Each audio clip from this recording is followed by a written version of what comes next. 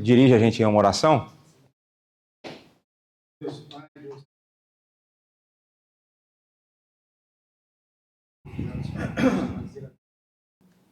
Pai, abra os olhos do nosso coração para que possamos mais uma vez aprender de Ti, aprender da Tua palavra. Que a palavra dita aqui, Pai, possa encontrar um terreno forte em nossos corações que nos possibilite a frutificar. E tudo seja para a honra e para a glória do nosso Senhor Jesus Cristo. Amém. Amém. Então acredito que hoje, talvez um pedaço da próxima terça, vai ser a última aula que a gente vai tratar essa parte mais teórica sobre as Escrituras. Então tenho feito aqui, tenho tentado mostrar para vocês a maneira como a gente chegou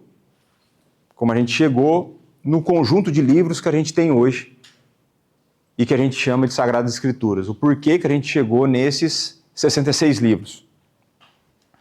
A parte do processo, a gente falou um pouco, e isso vai ser importante hoje, o papel da razão, certo? A gente falou lá que a razão tem que estar submetida à autoridade da palavra e submetida a Deus, uma vez que a razão foi afetada pela queda, né? Então o pecado afeta a maneira como nós pensamos e a nossa capacidade de pensar. E eu sempre gosto de brincar, mais uns do que outros, né? E aí, vamos ver se o negócio vai me ajudar aqui. Não vai me ajudar, né? Vamos ver aqui. Pronto. Então a gente comentou sobre essa ideia da teologia sistemática, né? Então a gente pega um assunto, estuda de Gênesis e Apocalipse e traz o conteúdo acerca disso. E a gente falou que na semana passada e na outra, enfim, quais eram os grandes desafios da teologia?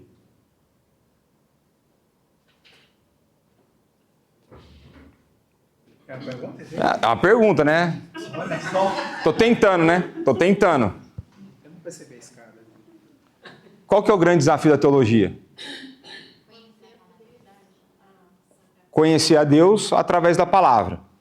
Então, o grande desafio da teologia é conhecer a Deus, um ser infinito. Então, portanto, a gente viu que é possível conhecê-lo, mas nunca de maneira exaustiva.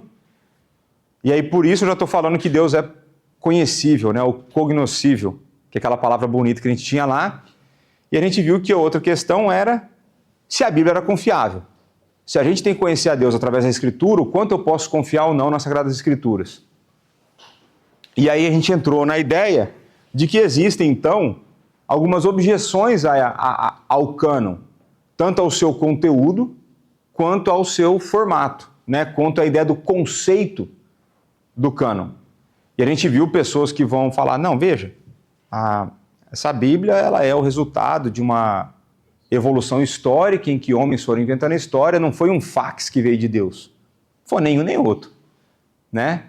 E a gente viu que, não sei se vocês vão lembrar desse camarada, mas o Gamble, que ele falou que nenhum autor da Escritura escreveu achando que estava escrevendo a Escritura. Vocês lembram disso aí? E aí depois eu mostrei que Pedro, por exemplo, reconhece em Paulo como escritos autoritativos, né? Então a gente definiu o termo cânon, que é a ideia de uma régua de medida, um padrão a ser seguido. Nós passamos por pressuposições, coisas que nós assumimos, né? Todos nós temos valores que nós tomamos como verdadeiro antes de entender alguma coisa. E as nossas pressuposições é que Deus é pessoal, Deus ele escolhe se relacionar com a humanidade. E ele é pessoal e ele falou. Então nós vemos isso em Gênesis, quando ele fala com Adão, por exemplo. Nós vamos ver... Me dê um outro exemplo de que a gente tem um relato de que Deus falou com alguém. Obrigado, esse era o exemplo fácil. Moisés, certo? Então a gente vê... E quem mais com que Deus falou audivelmente? E no Novo Testamento?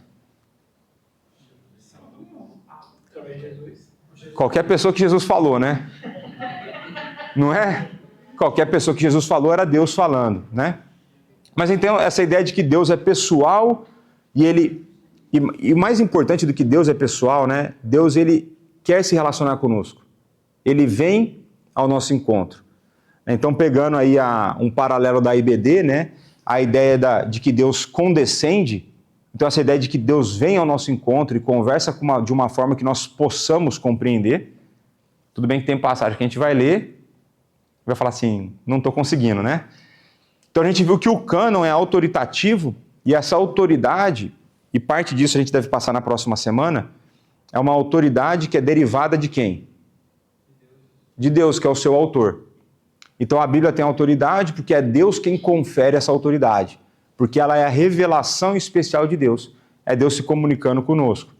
E a gente viu que a história é importante, a gente viu que a história da redenção é importante, e a Bíblia conta a história da redenção.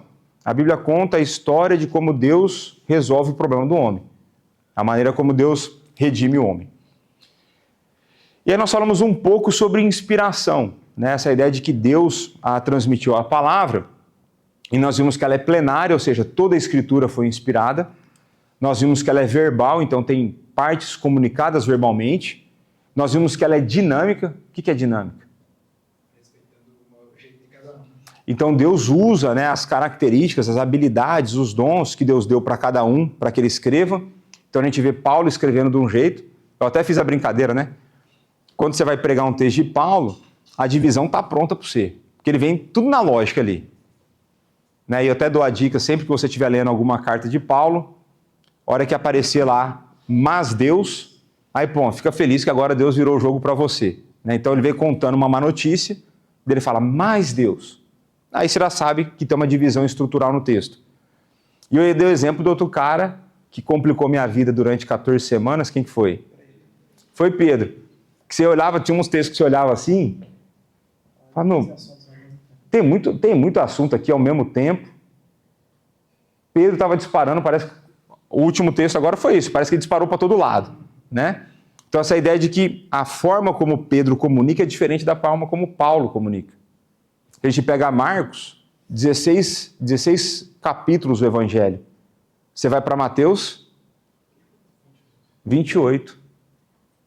Só que Marcos tem menos histórias, mas todas as histórias que tem em Marcos e tem nos outros evangelhos, as de Marcos são maiores. Então você tem características diferentes na maneira como Deus escolheu e usou as pessoas. A gente viu que ela é sobrenatural, então é através da palavra que Deus opera várias coisas em nós, ela opera transformação, Ele dá conforto, né? Ele traz paz e tudo mais. E aí a gente encerrou a aula fazendo uma crítica, né?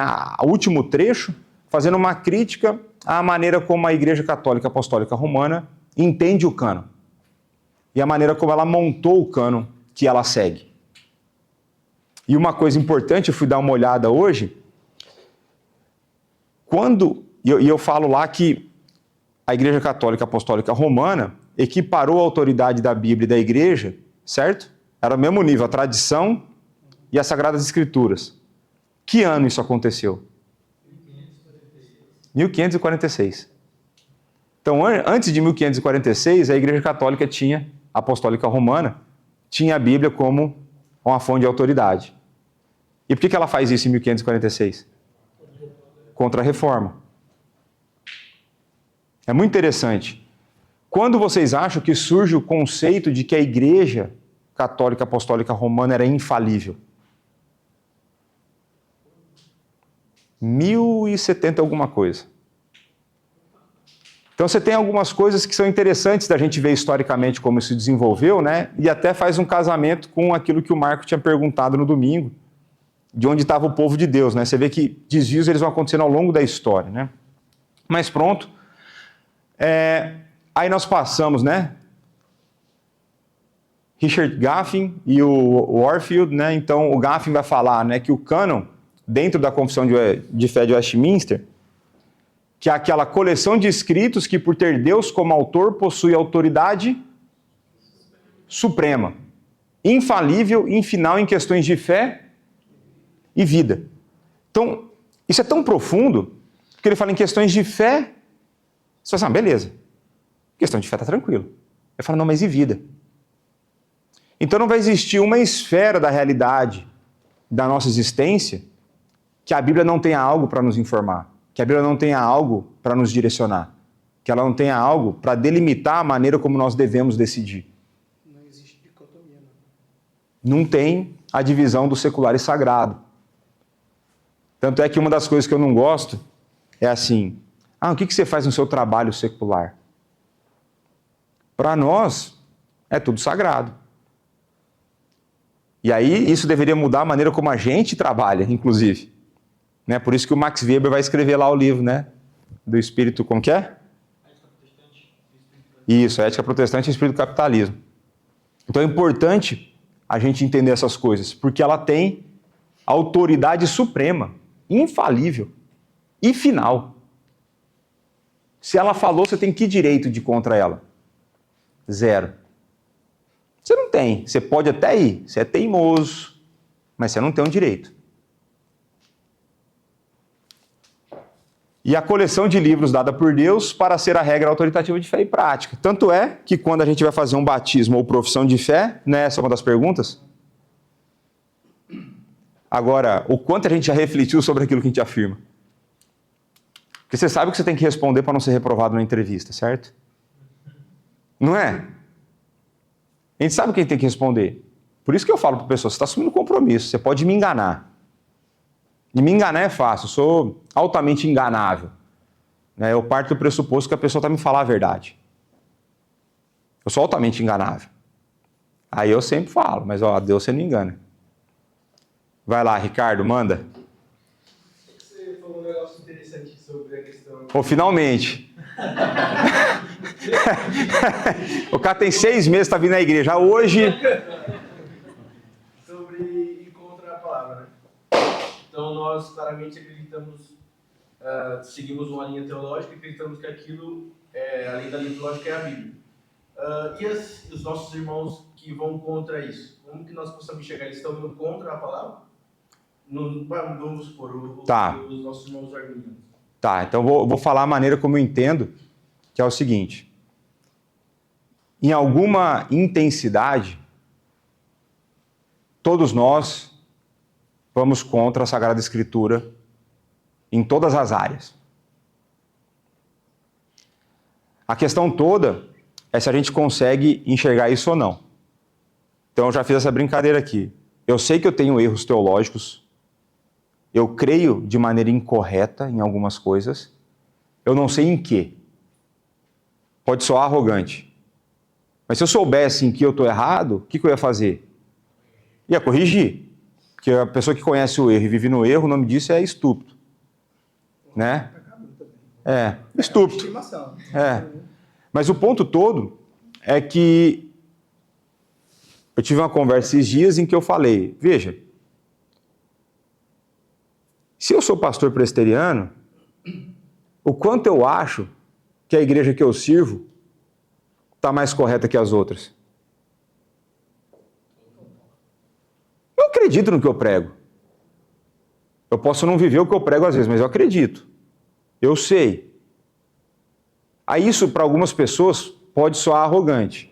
Mas a pessoa que está lá está pensando a mesma coisa. Então a questão toda é que, independente de nós termos necessidades de ajuste de erros teológicos, a gente tem e os outros têm. O ponto todo é o quão errado nós estamos e se nós estamos errados em questões fundamentais ou não. Então, vai existir algumas crenças que são crenças basilares, ou crenças fundamentais, em que a gente não abre mão. Se a pessoa discordar disso, está fora. Para mim, se a pessoa discordar disso, ela não é cristã.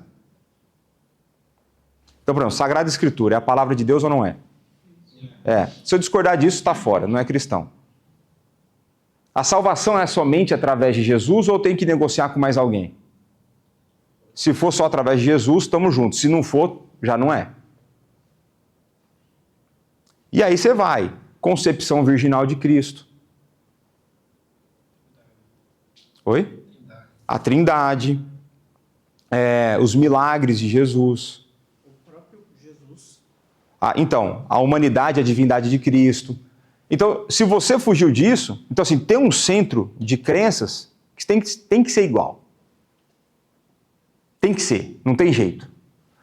E aí, você vai passar para outras doutrinas que não são, a gente vai chamar de não essenciais, e elas são importantes, mas elas, se você entender errado, é um outro problema. É diferente de você negar a divindade de Cristo, né? Que é, por exemplo, o que os testemunhos de Jeová fazem. Então, aí, por exemplo, estou vendo que a aula hoje eu não vou terminar, mas por exemplo, a hora que você pega, ele colocou aqui a ideia de pessoas que não creem na predestinação, por exemplo, que é mais ou menos a pergunta que você fez. Eu não conheço, e essa ideia, eu fisguei ela do Sproul, e porque a hora que ele fala, você fala assim, não é verdade, eu nunca vi isso na minha vida. Eu não conheço nenhum arminiano que seja consistente com a crença dele. Em que sentido? E eu vim dessa origem. E quando eu não entendi a salvação pela graça, eu orava para que pessoas fossem salvas. E se você crê que a salvação é por mérito, é por obra, não faz sentido nenhum você orar para que alguém seja salvo. Você pedir a Deus que converta alguma pessoa, porque você está pedindo para Deus interferir na liberdade de escolha dela. Então, se você crê no livre-arbítrio, que a liberdade de escolha contrária à inclinação do seu coração, você não tem o direito de orar a Deus, pedir para Deus converter alguém. Porque você está pedindo para Deus interferir na liberdade que ela tem de escolher. E é isso que eles mais prezam, por exemplo, na liberdade de escolha.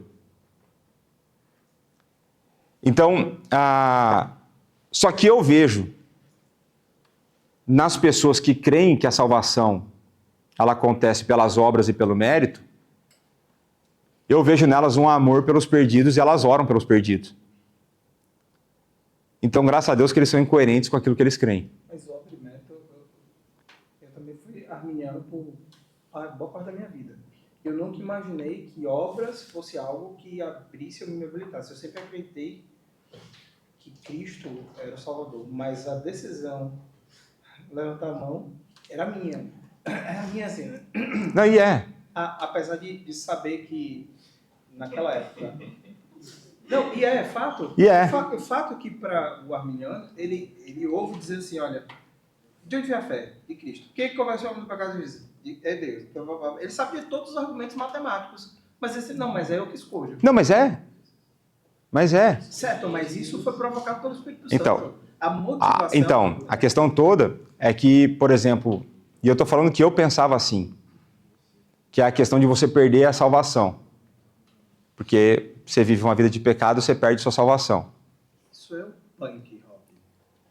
Então é por obra, porque eu tenho que me manter sem pecar. Que a Bíblia diz que é impossível. E aí a coisa interessante é que, por exemplo, o que era um pensamento que me perseguia? Uma das coisas complicadas para mim é quando eu fico com tempo para pensar. Toda vez que eu tenho muito tempo para pensar, muitas coisas acontecem na minha vida. E uma das coisas que eu tinha tempo para pensar era o seguinte: e se eu tiver num acidente automobilístico e for, por exemplo, por exceder os limites de velocidade, eu estou em pecado, certo? Chegando alguém no trânsito, como eu... entro num acidente e morro em pecado. Não deu tempo de eu me arrepender e pedir perdão. Aí lascou. Eu falo assim, e se eu tiver uma parada cardíaca? Aí eu começava a entrar nisso. Só que existia um outro problema nesse meu pensamento, que era, eu não sabia, por exemplo, que por conta da afetação do pecado, eu sou incapaz de reconhecer todos os pecados que eu cometo na minha vida. Então eu não consigo nem pedir perdão por todos os pecados que eu cometo. Então, se depender de eu confessar todos os meus pecados, onde está a minha salvação? Perdida. Mas pronto, então, voltando ali para... Fechando um parênteses, né? Fechando a digressão. Todo mundo vai ter brechas na sua teologia. Agora, se você perguntar, existem denominações que erram mais do que outras? Eu vou entender que sim. E, naturalmente, eu vou ter que ser tendencioso. Porque se eu achar que eu erro mais, aí baita no estúpido. Mas né? Aí Aí tu já fala denominações que são igrejas primas, mas já escapa de seitas também, né? Não, então, pensando em igrejas irmãs, né? Igrejas irmãs, né? Quando é seita, já quebrou no núcleo da crença. Tipo, Né? Testemunho de Jeová, Isso. Adventista, já são... Isso, né? Mas agora, os caras são bestas, né? Mas nos Estados Unidos todas são church. Boa. Essa foi boa, né? Foi boa. Na Inglaterra também. Ia fazer uma pergunta, Emily? Não? A gente tivesse erguido a mão. Não, então pronto. Não, é sério, eu achei que eu tivesse visto. Deve ser o cansaço. Então, a questão toda é que é importante, se a Bíblia é a autoridade suprema, infalível e final nas questões, é importante entender se o que a gente tem na mão é confiável ou não. Se ela vai ditar o ritmo do jogo, é fundamental, né? E aí, um dia que eu ficar velho, eu quero ficar assim, né? Eu já falei para vocês isso aí, né? Herman Bavinck, que eu acho ele muito estiloso. Olha lá, a doutrina a respeito dos atributos da Escritura se desenvolveu nas igrejas da Reforma como uma oposição ao catolicismo romano, por um lado, e ao anabatismo por outro. Eu usei essa citação lá no final da aula passada. A questão-chave era a natureza e a extensão da autoridade escriturística. Roma honra a igreja e a tradição acima da Escritura, enquanto o anabatismo tem um apreço pela palavra interior à expensa da palavra externa da Escritura. Resumindo, os anabatistas, aqui, é muito parecido com o que a gente tem no movimento dos sentimentos. Então, não é tanto a palavra, mas é o que o Deus falou para mim. É a maneira como Deus me revela, a maneira como Deus me guia. Foi na oração que eu recebi a resposta. E eu não estou falando que Deus não responda a oração, é diferente. É a questão quando você enfatiza. Ao longo da história vai criar o que eu vou chamar de movimento pietista, que dá mais...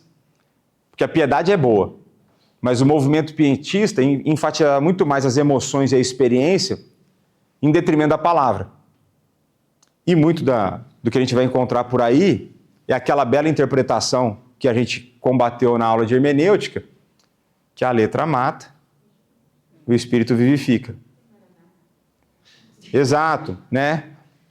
Então essa ideia de que a reforma vai ter que argumentar e mostrar a partir das escrituras a importância da escritura. Porque Roma diminui por um lado, falando que a igreja tem a mesma autoridade, e o anabatista vai falar que não, a emoção tem mais autoridade. E se a emoção tem mais autoridade, o que vira de dificuldade para nós?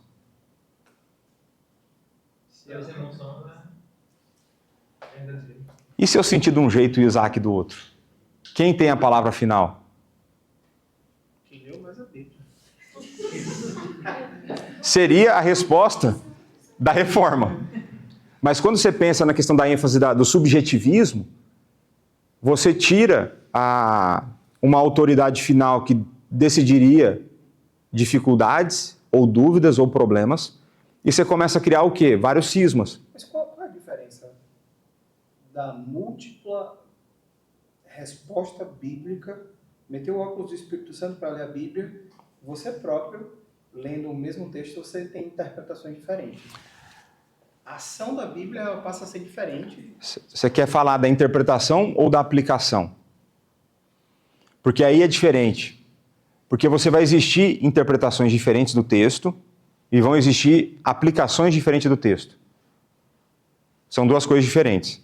Eu posso abordar o texto com uma perspectiva, por exemplo,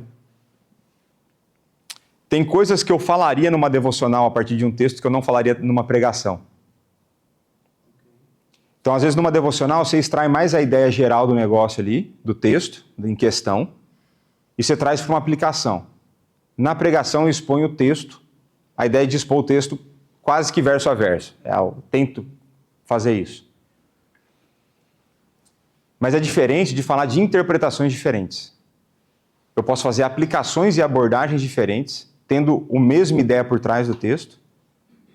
A outra coisa é eu falar assim, esse texto significa isso, esse texto significa aquilo. Estou tentando lembrar um texto que seja fácil da gente ver isso. Pronto, vamos fazer aqui o bendito texto da oração que o rei ganhou mais 15 anos. Não, nem vamos entrar nessa seara. Mas vamos pensar aqui no texto do rei que orou e Deus deu mais 15 anos para ele.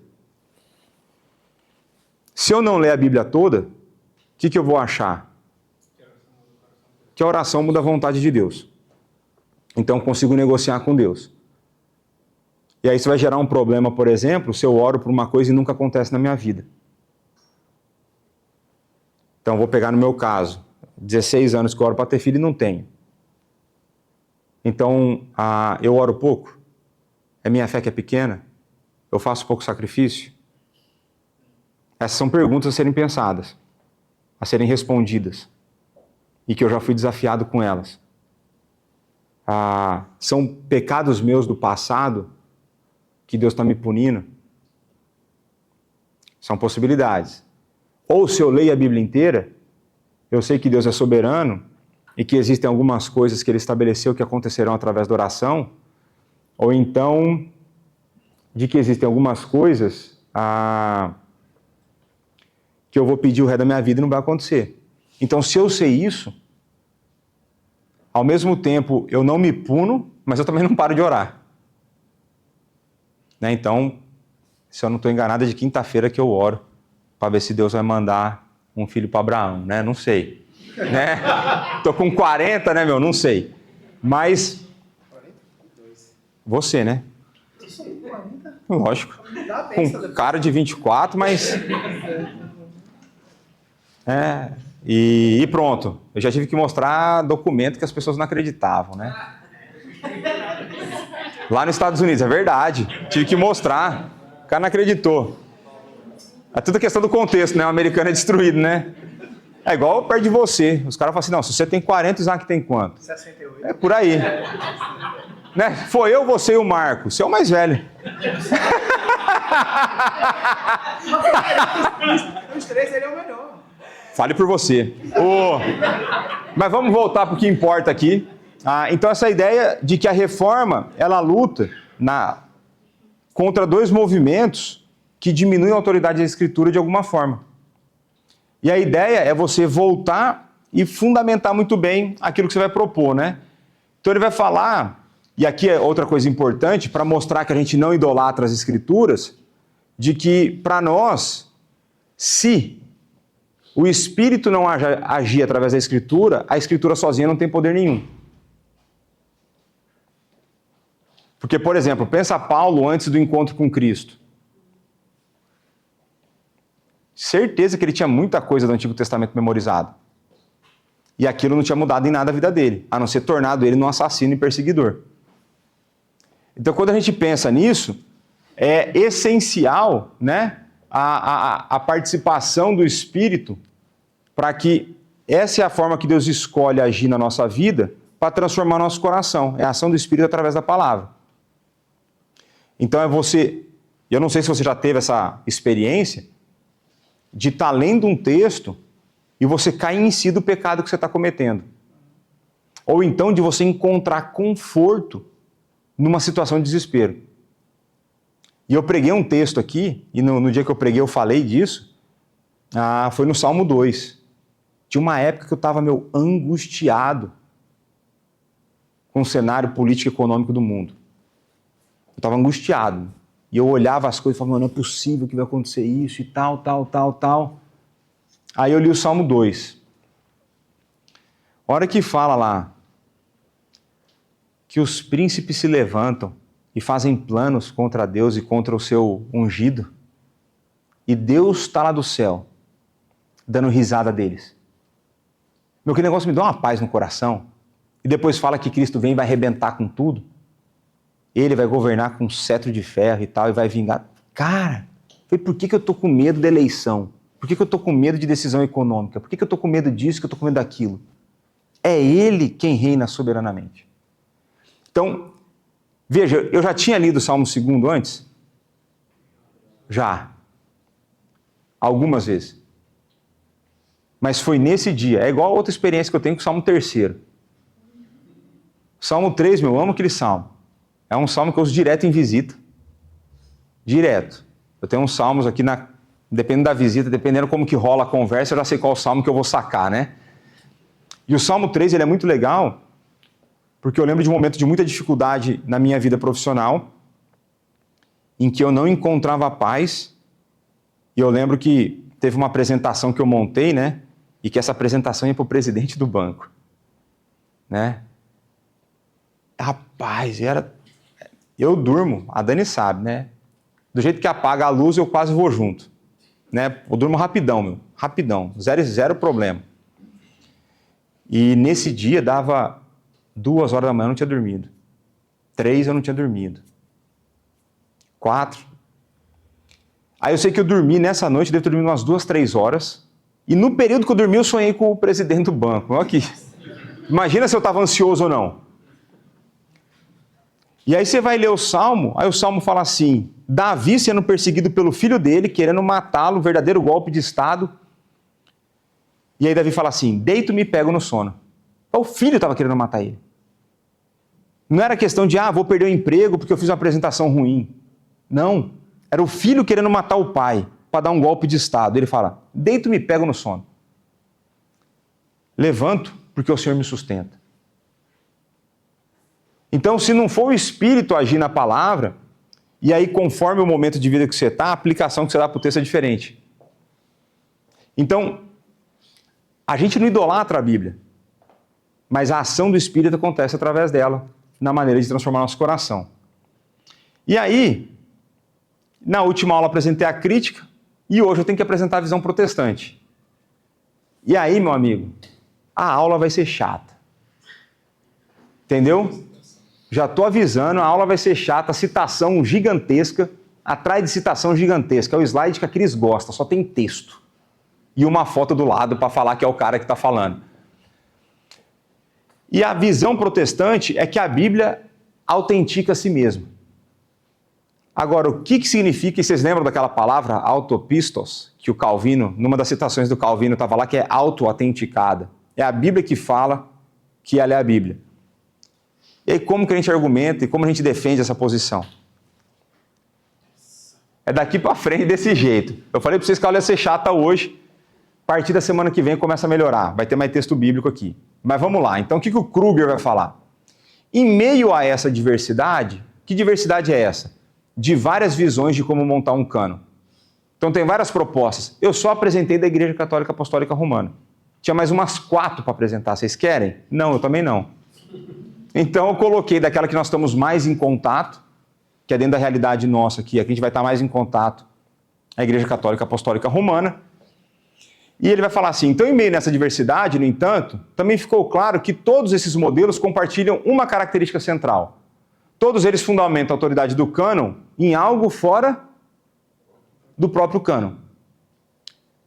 Aí veja como é importante usar a lógica.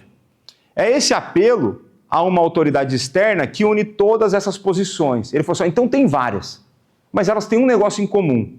Além da Bíblia, elas precisam de mais alguma coisa. Como já observamos, a insistência de que o cânon só pode ser autenticado por alguma autoridade externa leva uma série de questões teológicas e bíblicas. Então, Gaffin, aquele senhorzinho que nós acabamos de ver, ele observa que tal abordagem corre o risco de sujeitar o cânon à relatividade do estudo histórico e à nossa visão humana falível.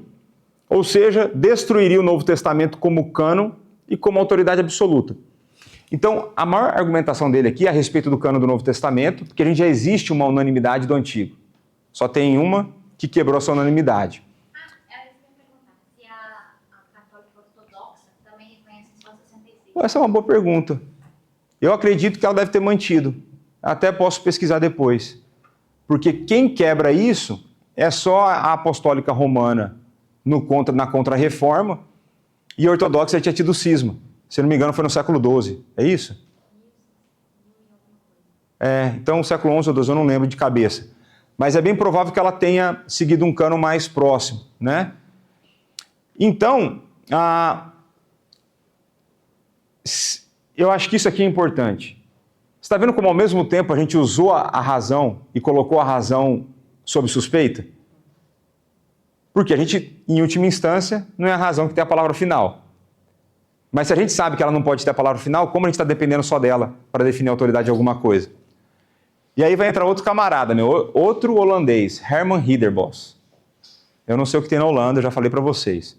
Também expressa preocupação com essas abordagens. Ele observa que surgem problemas sempre que a Escritura não são mais consideradas como um princípio exclusivo da canonicidade, quando outra coisa é a substituta. Para esses modelos, a decisão final sobre a Igreja, o que a Igreja considera santo e irrepreensível, não reside no cânon em si. É o julgamento humano.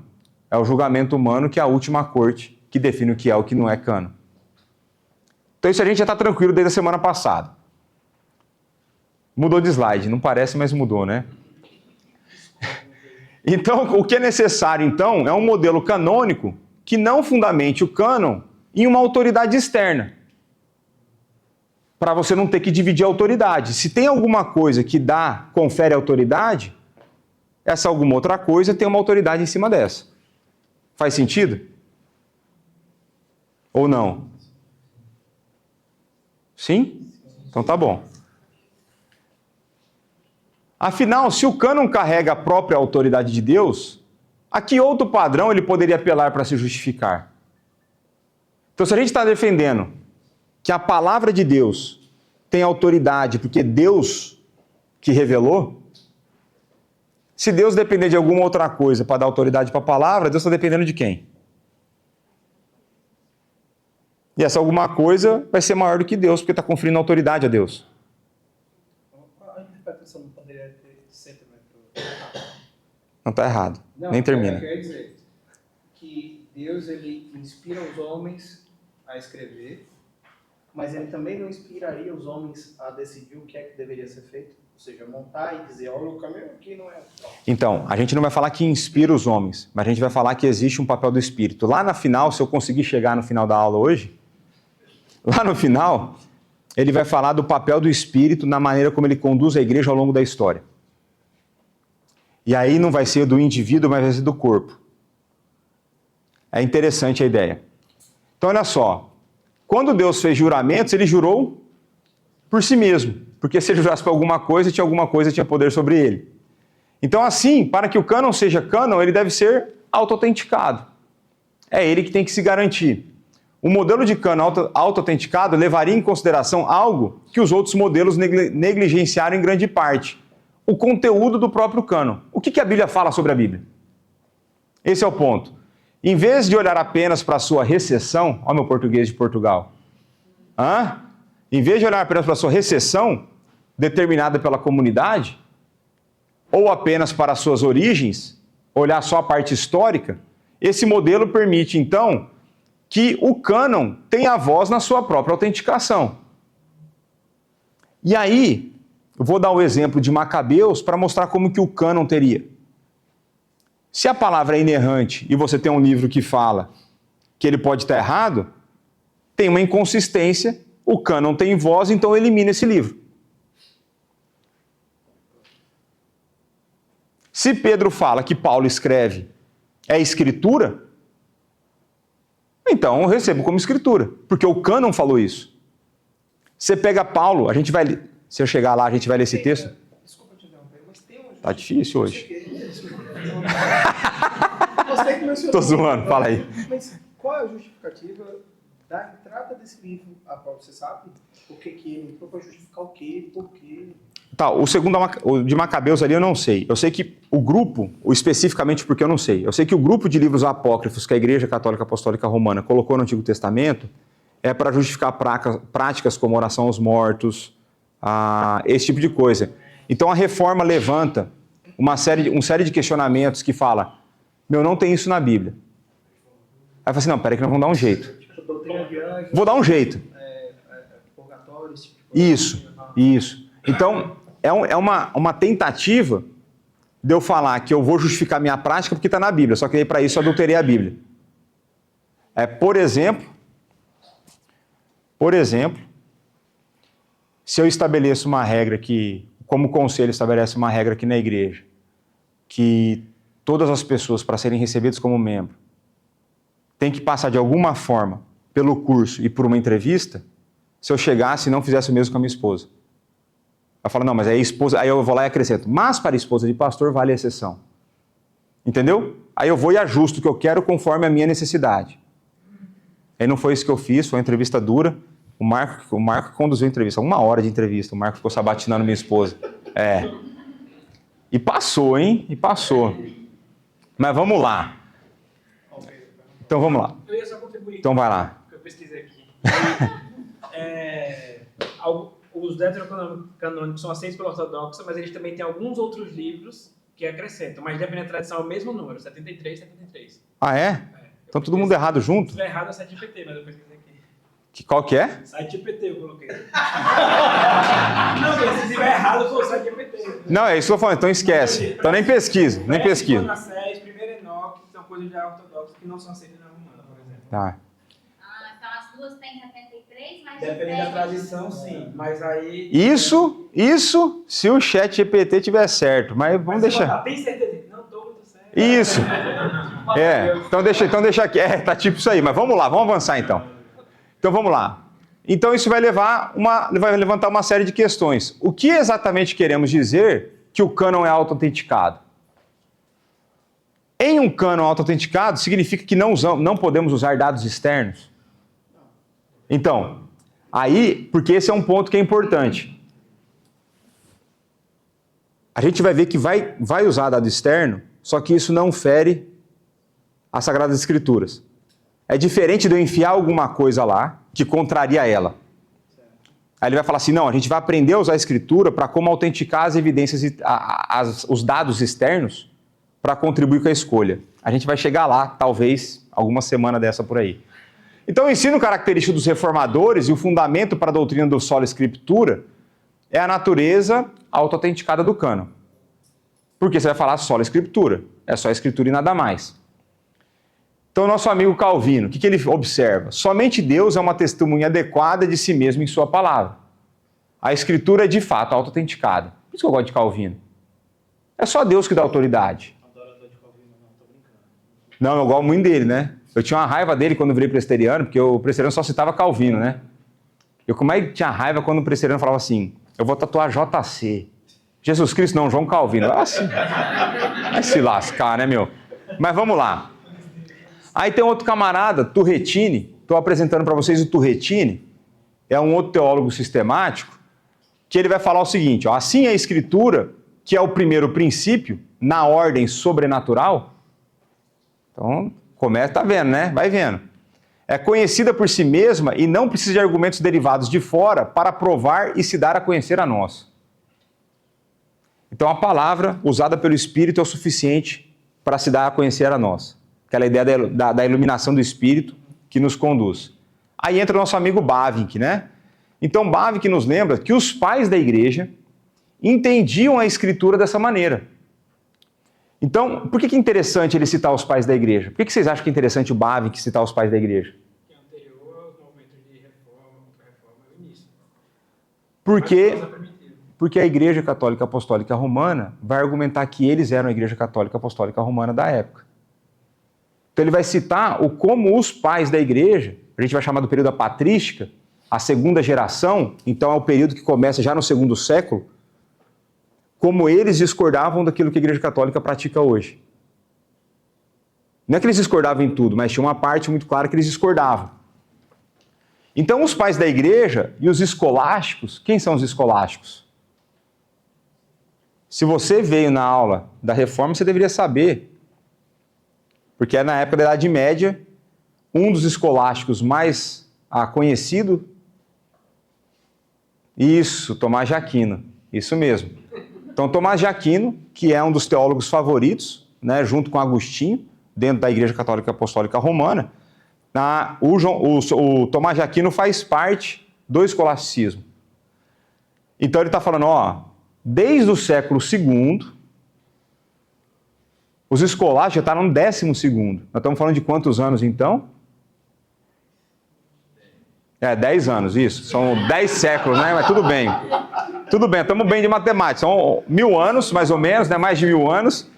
Ele vai falar, ó, a Escritura repousava em si mesma e era confiável em si mesma.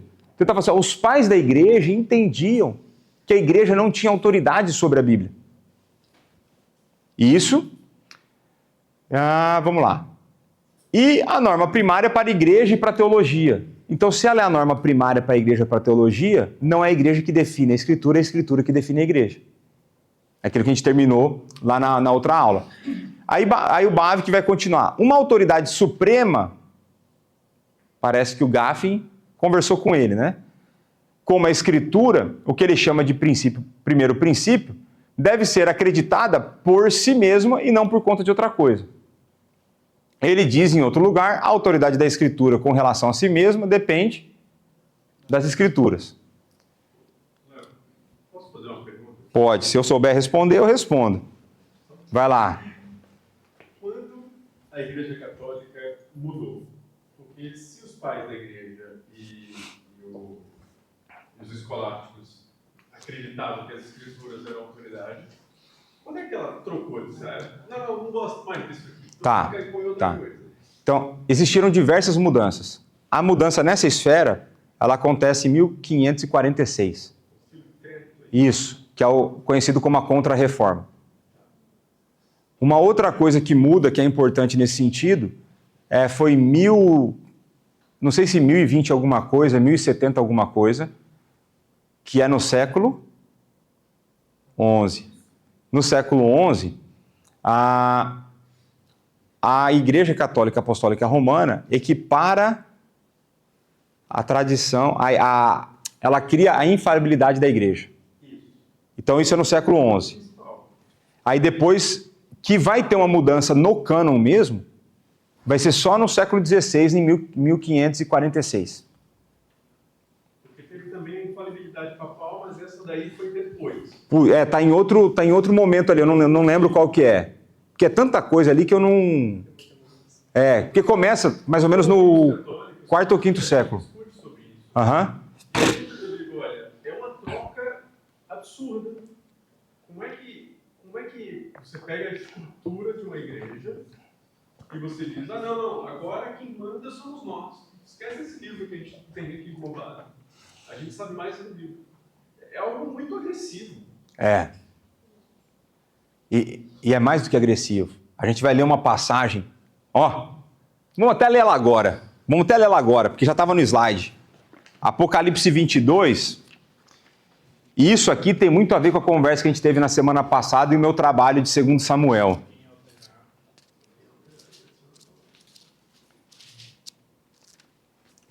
Apocalipse está fácil de achar, né? Aí o cara fala, fácil tá difícil o capítulo, né? Então, 22, 18 e 19. Eu, a todo aquele que ouve as palavras da profecia desse livro, testifico. Se alguém lhes fizer qualquer acréscimo, Deus lhe acrescentará os flagelos escritos nesse livro. E se alguém tirar qualquer coisa das palavras do livro dessa profecia, Deus tirará a sua parte da árvore da vida, da cidade santa e das coisas que se acham escritas nesse livro. Então, quando na semana passada eu falei do aquele trabalho que eu fiz de 2 Samuel, né, do manuscrito que acharam lá no Mar Morto, e a análise dele, e eu vejo várias pessoas dentro do curso que eu fiz inclinadas a aceitar aquela alteração, e eu muito resistente, então você tinha uns espectros ali, eu falo, esse texto tem que trazer a gente para uma posição de muito medo. Apocalipse 22 tem que falar assim, cara, eu não posso... Vamos supor... Mas na visão católica, quem está errado é a gente, porque para eles a gente tirou. Então... E é o 19. Não, mas isso é engraçado, porque como que a gente... Não, peraí. O engraçado disso, porque é uma questão de inversão da realidade. Porque se eles começaram a fazer só 1546, quem tirou? Mas em si a igreja E que a gente ortodoxa já tinha outros livros? Mas a ortodoxa nem está entrando na conversa. Provavelmente, não, eu digo assim, provavelmente, porque o cristão comum não tinha, o católico lá tinha a missa, não sei o que, não tinha a Bíblia. Não tinha a Bíblia e não tinha a missa.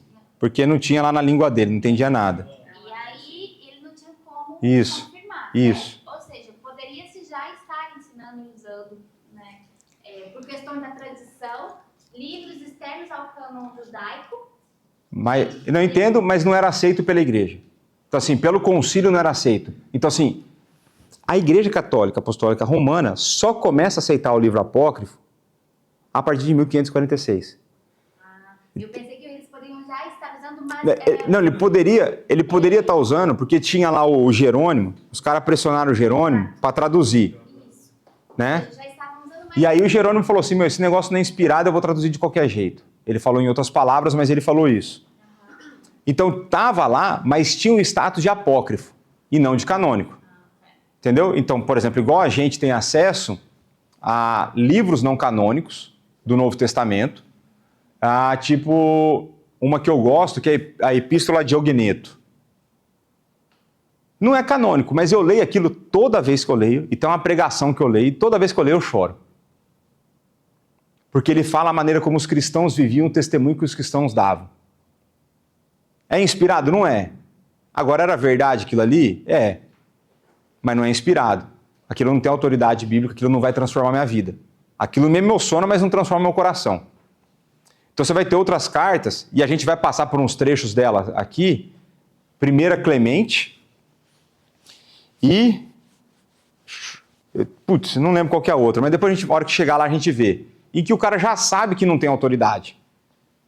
E ainda tem a questão dos estilos literários, como, por exemplo, Macabeus, ele ajuda a explicar a situação do Apocalipse. O momento de vida em que eles estavam a viver, que é a revolta dos Macabeus, que acabou de acontecer. Então, tem várias complementariedades com os livros históricos. Então, ele pode contribuir para entendimento de contexto, mas você também não... Ele, como qualquer outro livro de história, pode conter erro. Esse que é o ponto. Né? Que só tem um livro que não tem erro. Então você vai ler teu livro de história na escola, tem erro. E é isso que eu pensava sobre material externo.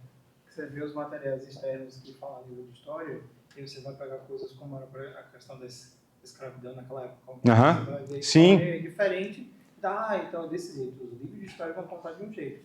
Mas o que é que a Bíblia testifica a respeito disso é o que a gente crê como verdade. Então, aí você vê que daí quem tem que ter a última palavra? A Bíblia. Né? Então a questão toda não tem como a gente ser acusado de retirar se o acréscimo aconteceu em 1546 e todos os antecessores seguiam o que a gente segue.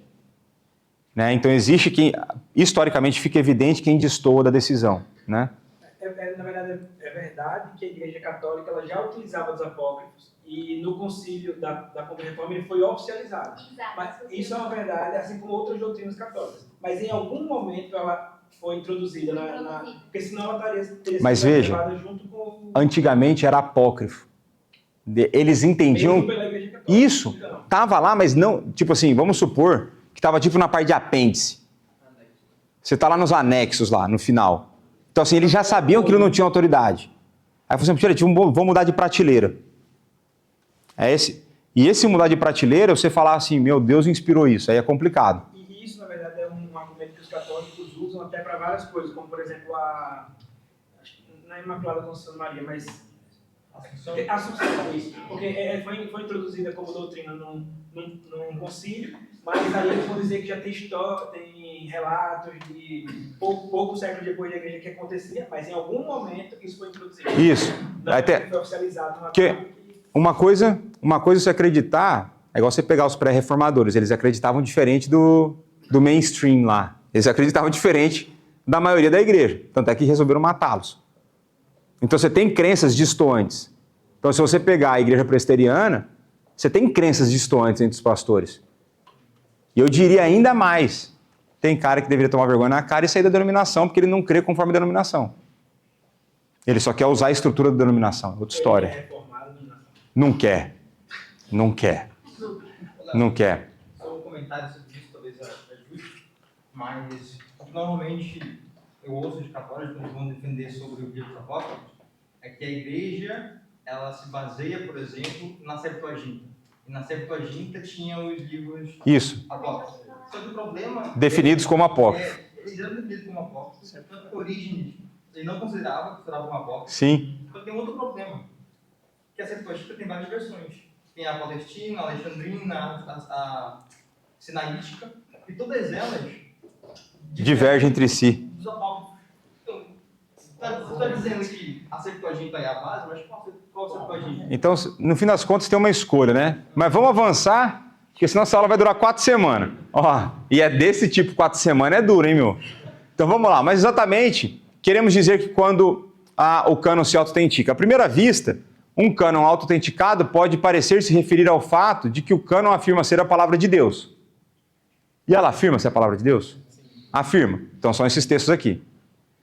O que implica que tudo que nós podemos fazer é aceitar ou rejeitar essa afirmação. Ele falou, ó, parece, quando a gente fala auto-autenticado, é só aceitar essa afirmação ou rejeitar. Ele falou, não, tem alguma coisa por trás disso.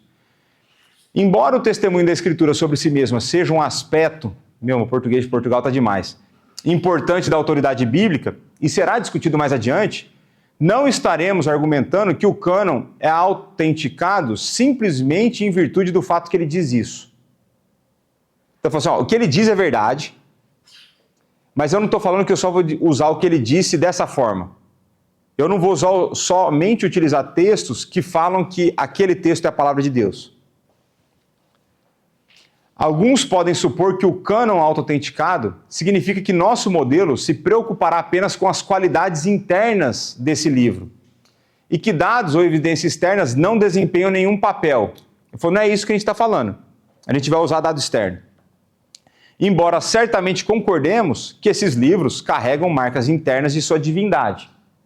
Ou seja, todos os livros que compõem a Bíblia possuem características que apontam que ele é um livro divino. Depois a gente vai falar dessas características. Mas não é só isso que a gente vai olhar mais coisa.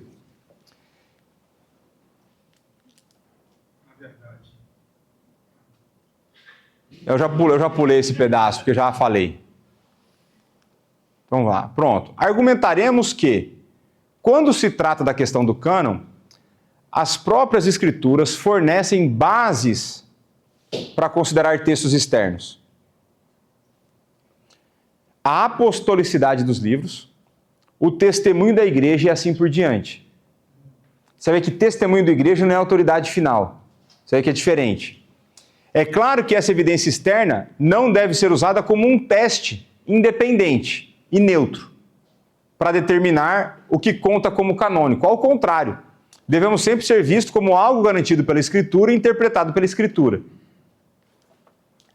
Não estamos usando para nos referirmos apenas ao fato, aqui deveria ser facto, meu português está falhando, de que livros canônicos carregam qualidades divinas, embora não façam. Mas estamos usando para nos referirmos à maneira como o próprio cânon fornece a direção e orientação necessária sobre como ele deve ser autenticado. Então, existem as características divinas, mas a palavra vai nos dar informações para que a gente consiga validar ou reconhecer, melhor dizendo, reconhecer os livros que são inspirados. Então vamos lá. Em essência, dizer que o cânon é auto-autenticado é simplesmente reconhecer que não se pode autenticar o cânon sem apelar para o cânon. Então, em última palavra, a Bíblia vai ter a palavra final. Ainda que você use evidências externas, essas evidências externas passarão pela peneira das Escrituras. Um cânon auto-autenticado não é apenas... tá aqui, ó. Ele define os termos para a sua própria validação e investigação. Um cânon auto-autenticado não é apenas um cânon que afirma ter autoridade, nem é simplesmente um cânon que carrega evidências internas de autoridade, mas um que orienta e determina como essa autoridade deve ser estabelecida. Então, você usar a Escritura para definir o que você vai entender. Acredita que no final a gente chega lá. O cânon como palavra de Deus não é apenas verdadeiro, mas é o critério da verdade. E aqui que vai ficar legal, porque a gente vai lembrar de algumas coisas da confissão de fé.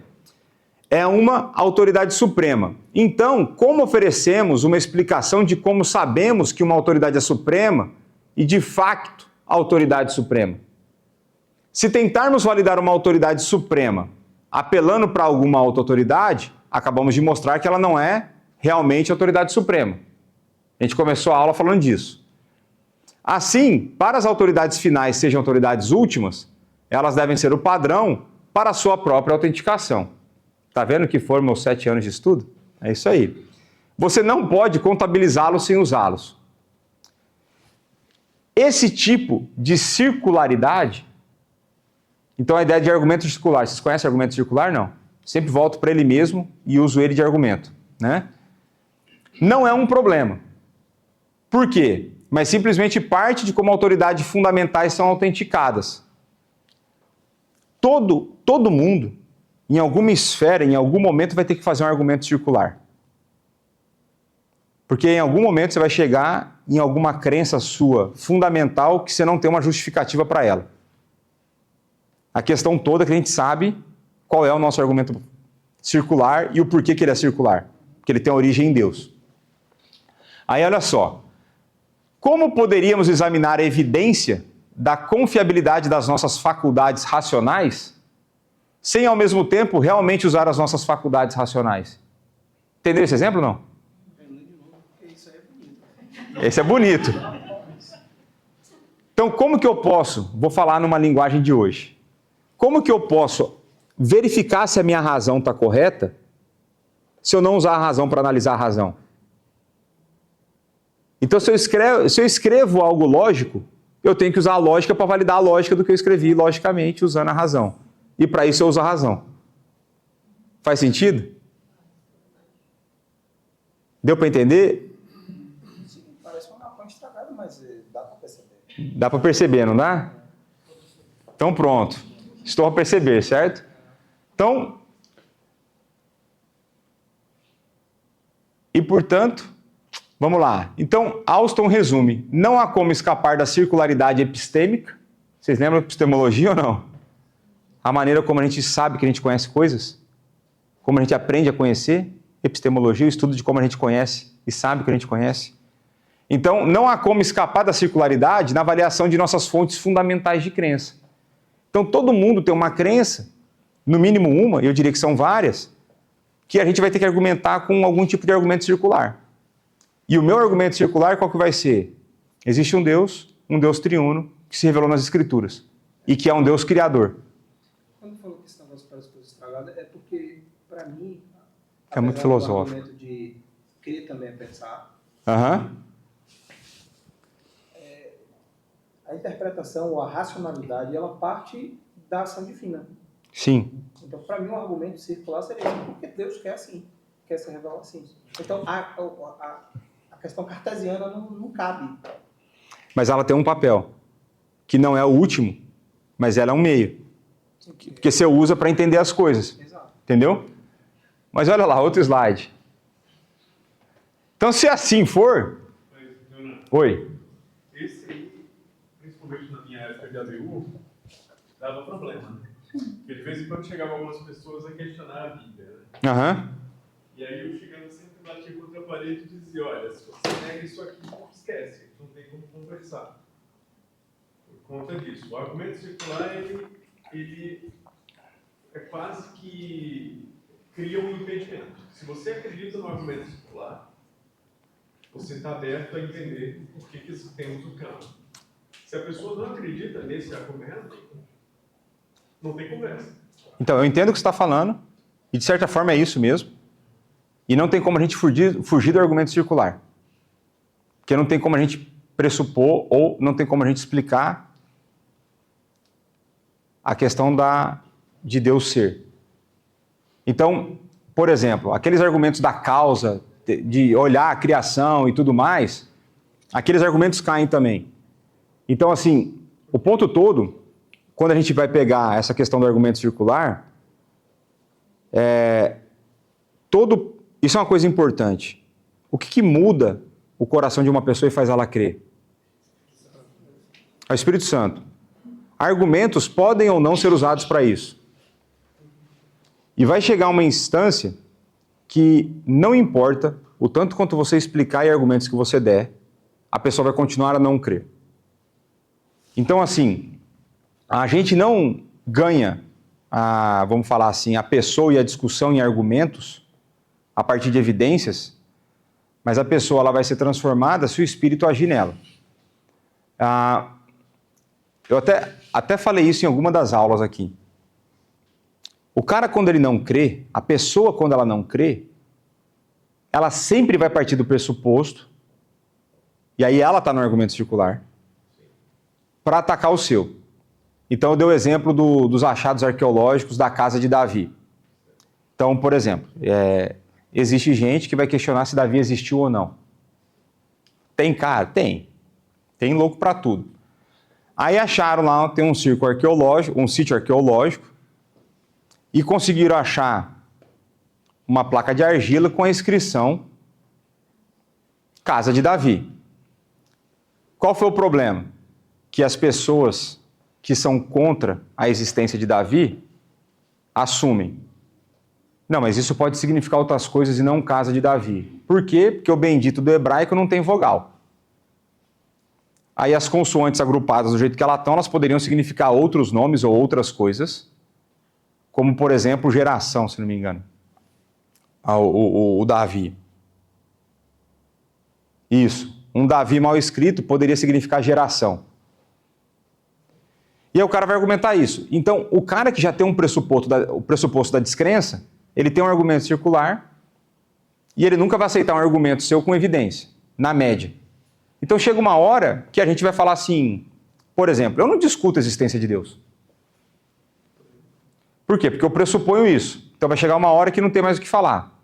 Agora, por exemplo, quando a gente pensa sobre as escrituras, a gente vai falar para a pessoa, nossa, mas nós temos 500 mil manuscritos. Né? Eu passei esse slide aqui, eu acho uma informação interessante, mas não é isso que vai convencê-la. Né? Então o ponto todo, e é por isso que na citação do Bave que ele vai falar, que a gente precisa do quê? Ação do Espírito. Seja para entender a Escritura, seja para a Escritura nos transformar, e seja para que alguém seja convertido. Né? Apesar de que a gente pode usar a lógica que for. É muito engraçado você ter a experiência de conhecer uma pessoa antes dela ser convertida e depois dela ser convertida. E você ter tido a experiência de conversar sobre coisas que de fato importam. E a maneira como a pessoa pensa antes e depois é completamente diferente e fica muito mais fácil você explicar. Tudo a pessoa aceita. Tudo ela concorda. Por quê? Porque agora os olhos dela foram abertos. O que antes dava uma luta danada, agora é fácil. Mas por quê? Foi mudado. Então, eu tive um professor de apologética chamado Scott Oliphint. Quiserem ler qualquer coisa dele é boa. Praticamente qualquer coisa dele é boa. Ele escreveu um livro que a gente tem traduzido em português, A Batalha Pertence ao Senhor. Vale muito a pena. Livro de apologética aí, com uma linguagem super simples e profundo ao mesmo tempo. Ele vai falar que a nossa finalidade nas conversas nunca é ganhar argumento. É sempre ganhar a pessoa. Eu achei isso muito legal, porque a gente como cristão, um dos grandes desafios nossos é apresentar a verdade de uma maneira que seja gentil, de uma maneira que a gente vá ao encontro da pessoa onde ela está, com as necessidades que ela tem, para então a gente conseguir demonstrar o amor de Cristo, porque a gente recebeu esse amor primeiro. E qual que normalmente é a nossa prática? A gente quer ganhar o argumento. A gente não quer ser humilhado e perder o argumento. A gente prefere perder a pessoa, perder o argumento. E não é o que a Bíblia nos manda. Né? Então, quando a gente fala para estar pronto a dar razão da esperança que há em vós, mas é sempre pensando na nossa gentileza e na maneira de você conduzir a pessoa à verdade. Porque, no final, o que importa não é ganhar argumento, é ganhar a pessoa. Então, leiam, recomendo aí Scott Oliphint, e depois que vocês passarem por ele, eu posso recomendar coisas mais pesadas. Que tem um mestre dele, aí o mestre dele o negócio é difícil. Mas vamos lá, porque nós vamos ficar um mês nisso, ó. Vamos lá, se for assim então, quando se trata de autenticar o cânon, não estamos tanto provando as escrituras, quanto estamos usando as escrituras. Ou seja, eu provo usando, as duas coisas ao mesmo tempo. Ou melhor ainda, estamos aplicando as escrituras a questões de quais livros pertencem ao Novo Testamento. A ênfase dele está no cânon do Novo, porque o cânon do Antigo já está tranquilo. Ninguém discutiu o cânon do Antigo. Quem resolveu discutir o cânon do Antigo? Exato. Então o cânon do Antigo estava todo autenticado pelos judeus. Zero estresse. Receberam lá prontinho. As cópias tudo bonita, bem feita, que eles pagavam caro para fazer. Porque judeu, né? Sempre teve, né? Sempre teve. Mas vamos lá. Talvez seja essa, então, a maneira mais tangível de pensar um cânon autenticado, porque não é tão diferente da maneira como aplicamos o ensino da Escritura a qualquer outra questão diante de nós, seja na política, ciência, arte ou qualquer outra coisa. Então, uma coisa legal que ele vai falar aqui, eu não vou ler a citação toda, eu vou passar a ideia, é de que nós usamos as Escrituras, porque ela tem questões de fé e vida, para qualquer situação no planeta Terra. Quantas vezes na Bíblia está citado se a gente deve brigar ou não por liberação ou proibição de drogas? Libera ou proíba a maconha? Está lá? Não está lá. Eutanásia? Está lá. Fotos que você posta, tipos de foto que você posta no Instagram, está lá? Está escrito desse jeito também. Aquilo que você olha no Instagram, está lá? Proibido usar rede social, está lá? Liberado usar rede social, está lá? Não está. Agora, a partir dela a gente consegue olhar para essas coisas e emitir uma opinião bíblica a respeito? A gente consegue emitir, então, por exemplo, com um pouco, e precisa de pouco de biologia, para você saber que a partir do momento da concepção já existe uma pessoa dentro da outra pessoa? E qualquer coisa que você fizer para aquilo é assassinato e não tem outro nome mais light do que isso, ou não deveria ter? Então o que ele vai falar é que a gente pega a partir das Escrituras, a gente consegue ver princípios, e aí a confissão de fé vai colocar isso de um jeito bonito, que ele fala que nem tudo está explícito, mas que a partir das Escrituras você consegue deduzir coisas. E tem coisas que são inferências práticas para a vida. E ele vai falar, a gente vai fazer a mesma coisa para entender o que é o cânon. A gente vai inferir a partir das Escrituras princípios que vão nortear para que nós sejamos auxiliados a reconhecer aquilo que foi inspirado por Deus. E eu falo, então existem marcas que as Escrituras nos mostram, que a gente pode olhar para um livro e falar assim, está aqui um livro inspirado. Não porque eu tive autoridade, porque ela me falou quais eram as características dele. Essa é a ideia. E aí, quais são 3 possíveis características que ele apresenta? Exposição providencial, atributos de canonicidade e testemunho interno do Espírito. E aqui eu vou dar uma resumida por conta do horário. Se vocês tiverem interesse, eu passo o slide e você fica lendo.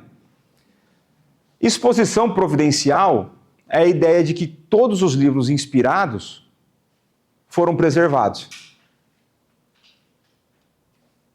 Por isso que é providencial, de providência. Se o livro foi perdido, ele não era inspirado. Simples assim.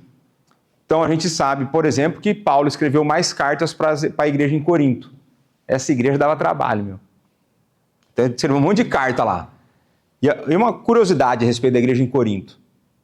Era a igreja que mais brigava por conta de dom espiritual. E era a igreja mais carnal. Então fica a dica.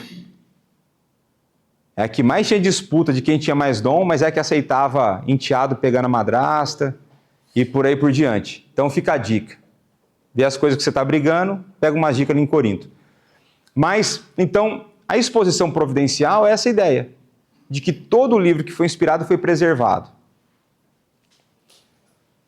Então, peraí. Significa que essas cartas que foram perdidas, Elas são conhecidas? Não, nunca achou. Ah, ok. A igreja de Corinto recebeu, mas nunca ficou para nós aí. Ah, ok. Então, o conteúdo dela, apesar de pode ter sido para correto, isso, para a igreja ser como as outras. Admoestado e tudo mais, mas não era para a gente receber. Okay. Era igual você mandava lá, na sua época, né, quando você foi mandar uma carta para a Aline, era só para a Aline, não era para as outras mulheres. E eram verdades que estavam sendo ditas. Ou você estava mentindo e prometendo coisas que não devia, né? Mas deixa lá a pergunta lá pro fundo, vai lá. Se fosse encontrada alguma dessas cartas hoje, igual o Paulo, terceiro Coríntios. Paulo, terceiro Coríntios. Certo. Pareceu o terceiro Coríntios. Aham. Ele não estava na Tá. aula, não. Tava. Ou não. Até lembro do terceiro Samuel. Ah, não é verdade. Então, eu vou segurar a posição, eu vou defender a posição de que se for achada essa carta, ela continua não sendo escriturística. Por qual razão? Porque desde o fechamento do cânon, qual que era a finalidade do Espírito em esconder por 2000 anos essa carta da igreja? Então, providencialmente, a igreja ao longo da história não teve exposta a essa carta. A princípio seria hoje a minha posição. Certo, mas aí posso refutar essa posição dizendo que, por exemplo, Deus se calou durante 400 anos? Não. Por quê? Poderia só falar não e ir embora, né? Não. Não por quê? Porque existe uma questão que a gente vai ver no módulo de teologia bíblica, aí já vou vender lá, né? E que é o que a gente chama de revelação progressiva. Então Deus se revelou ao longo da história para o seu povo de maneira progressiva. Isso significa que não foi em todos os tempos que existiu a mesma quantidade de conhecimento acerca da pessoa de Deus e do plano da salvação. Mas em todo tempo existiu conhecimento suficiente para que as pessoas fossem salvas. Em dizendo isso, os 400 anos de silêncio não são comparáveis, porque naquela época a progressão da revelação não tinha terminado. Agora, quando que a progressão da revelação salvífica, ela encerra? Não. A escrita do Apocalipse. Então, Apocalipse é o último livro, é o livro é o mais novo, né? Foi o que foi escrito mais tarde, foi escrito na década de 90, depois de Cristo. Ele é, então, o nosso, se ele foi escrito mais tarde, é o mais novo, né? Então, depois do livro de Apocalipse, você não tem mais nenhum escrito inspirado. Você não tem mais nenhuma revelação de Deus escriturística. Você não tem mais nenhuma revelação canônica. E aí para mim é difícil, tá? A maneira como eu creio. É difícil para mim pensar que durante 2000 anos, Deus, considerando que a revelação já está completa, que aquilo não foi preservado para nós e acesso para toda a igreja. Então, na outra aula, foi na aula da semana passada, que eu falei do trabalho do eu fiz um trabalho de 2 Samuel, que acharam na década de 40, 1940, na década de 40, né, não no ano, na região do Mar Morto, uma biblioteca gigantesca, cheia de manuscrito. E lá dentro desses manuscritos, acharam, por exemplo, uma cópia completa do livro de Isaías, que bate com o Isaías traduzido que nós temos. Legal. Mas os caras acharam coisas, por exemplo, de 2 Samuel que nós não tínhamos. E aí, é ou não é escritura? Aí esse era o trabalho que eu tive que fazer no mestrado, um dos, né? E aí eu olhei e entendo que não era escritura por conta dessa minha maneira de pensar, mas eu entendo que é uma informação interessante para me ajudar a entender o texto. Ele me ajuda com contexto histórico, mas para mim ele não é Bíblia. Que aí tanto é que tem uma Bíblia lá nos Estados Unidos, que aí é o que eu faria se eu fizesse em português, que é uma nota de rodapé explicando. Fala, ó, foi achado, segundo Samuel não sei o quê, XPTO lá é o que, alguma coisa. E lá está escrito isso. E aquilo dá um contexto para você interpretar o texto. Mas não é inspirado, na minha concepção. Os apócrifos católicos são utilizados por vocês para ter essa contextualização? Não, eu nunca usei. Nunca usei. Eu sei que eu já li alguma coisa, mas eu nunca usei assim. Até porque, por exemplo, você pegar os Macabeus, é do período interbíblico, né, os anos de silêncio lá. Você pegar a Eclesiástico, eu não lembro de ter lido. É capaz de eu ter lido algum salmo adicional, mas eu nunca li, para ajudar na interpretação, eu nunca li. Mas eu tenho, por exemplo, os professores que eu tive no mestrado, eles provavelmente leram. E aí muitos dos comentaristas que eu leio, provavelmente eles leram. Eles têm mais tempo e vivem mais para isso do que eu, né? Eu tenho outras coisas para fazer. Que, por exemplo, tem um dos meus professores que eu mais gosto, ele fala assim, se você vai usar o Antigo Testamento, é sempre bom ter um comentário judaico bom. Pegar um rabino bom e ter esse comentário. É sempre bom, porque eles são criativos com umas coisas. Os caras conseguem ver uns negócios que nem se usar o que o Isaac sempre comenta aqui vai dar certo. Mas é possível que você tenha, né? E eu já usei, se eu não me engano, eu usei... Foi para João, não lembro qual que foi, acho que eu usei um padre. Eu usei um comentário católico, que ele tinha uma ideia que eu queria aproveitar, né? Então, dependendo tem, a questão toda é você ter as ferramentas para conseguir filtrar aquilo que está contrário às escrituras, né? E que você tem, por exemplo, comentários errados de comentaristas evangelicais.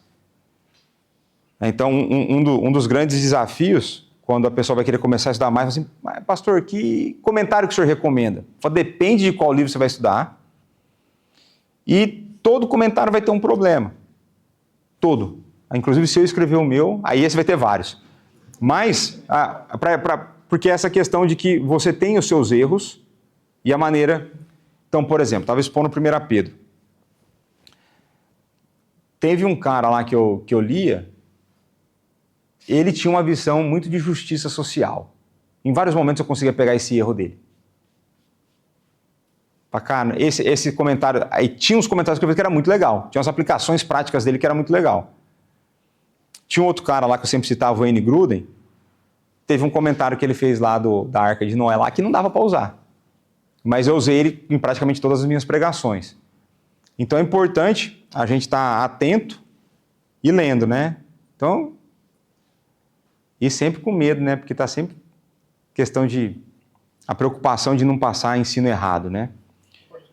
Vai lá. Você acha que havia diferença na recepção da igreja, por exemplo, de Coríntios, quando recebia uma carta inspirada ou de uma carta instrutiva de Paulo? Tinha, e vai ser aqui nesses atributos de canonicidade. A gente vai olhar isso. Porque quando você olha a maneira como... Cara, é muito interessante isso aí. Quando você pega lá os caras do 2º século, né, ou do próprio 1º século, a maneira como eles escreviam se referindo a esse tipo de carta, você consegue ver que os caras falam assim, Paulo é legal, mas não, de 1 Clemente aqui esquece. Ou o tal do pastor de Hermas, esquece. É muito interessante você ver isso. A igreja entendia isso.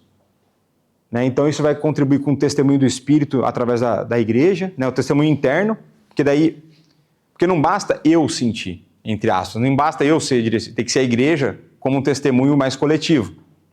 Né? Então você vê que tem uma distinção. Né? A minha dúvida é a seguinte, eu sou recém-convertido do Islã. Certo. Então, no Islã a gente tem 3 vertentes, que traduzindo para português é o xiismo, o sufismo e o sunismo. Que eles se diferenciam, primeiro, na prática, segundo, na interpretação do cânon islâmico e terceiro, na liderança. Tá. Por exemplo, a maioria das pessoas são xiitas, acreditam na liderança de Mohammed. Certo. No caso, Maomé, em português, né? Mas o sufismo acredita na liderança do genro de Mohammed. E já no sunismo acredita mais por exemplo, a sua conexão individual com Deus, sem necessariamente o uso da prática islâmica. Tá.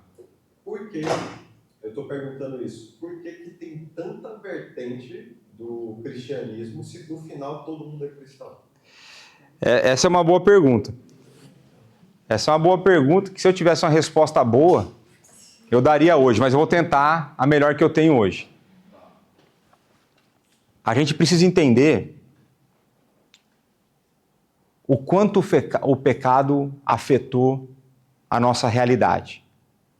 Então a entrada do pecado no mundo afeta desde a criação até todas as áreas da nossa existência, inclusive a nossa razão. Então, por que todos nós somos afetados pelo pecado? E porque quando Deus nos salva, Ele transforma o nosso coração, mas nós não somos completamente regenerados ainda nessa vida. Então tem resquícios em nós de imperfeição e de má compreensão. Por conta disso, você vai acabar tendo pessoas que vão interpretar textos bíblicos de maneira diferente e isso vai gerar linhas diferentes, porque em algumas delas não tem como você ter convívio contínuo no culto, por exemplo. Então, por conta disso, e eu creio que essa é uma das respostas, uma outra questão que sempre gera divisão, não é o pecado na interpretação, mas é o pecado, muitas vezes, por orgulho e busca de poder. Então, você acaba tendo divisões em igrejas em que a pessoa resolve criar a sua própria igreja. Porque lá nessa igreja ele vai mandar. Aí já surge uma outra. Você vai ter, por exemplo, tem um ministério, a pentecostal, de certa forma tradicional, que é a Assembleia de Deus, e você vai ter dentro da Assembleia, igrejas que usam a Assembleia de Deus de diversos tipos de ministério. Tem a história de um pastor brasileiro, que eu não vou falar quem é, e que ele esperou o sogro morrer para ele abrir a dele. E que antes ele pregava de um jeito, porque o sogro dele era pastor acima dele, era mais velho do que ele, era uma liderança acima dele. E ele, antes do sogro morrer, pregava, por exemplo, contra a teologia da prosperidade, e hoje ele é um dos grandes pregadores da teologia da prosperidade no Brasil. Ele é conhecido por ter uma versão com bigode e uma versão sem bigode. Mas eu não vou falar quem é. Mas para não ficar gravado, né? Mas o ponto todo é que o pecado humano nos leva para a divisão e não para a união. Talvez, eu acho que o grande absurdo ou o grande desafio, ou aquilo que deveria nos deixar impressionado, é que a gente consiga ter unidade em igrejas ainda. Se não fosse Deus, na sua graça, através da ação do Espírito em pessoas convertidas, a união seria impossível. Eu acho que esse é o grande desafio, né? A grande questão. Eu acho que qualquer unidade dentro aqui da Terra, vamos supor assim, vamos existir uma só religião, ela vai ser artificial. Porque a nossa tendência é por uma busca egocêntrica, e aí nisso sempre vai gerar divisão, não tem jeito.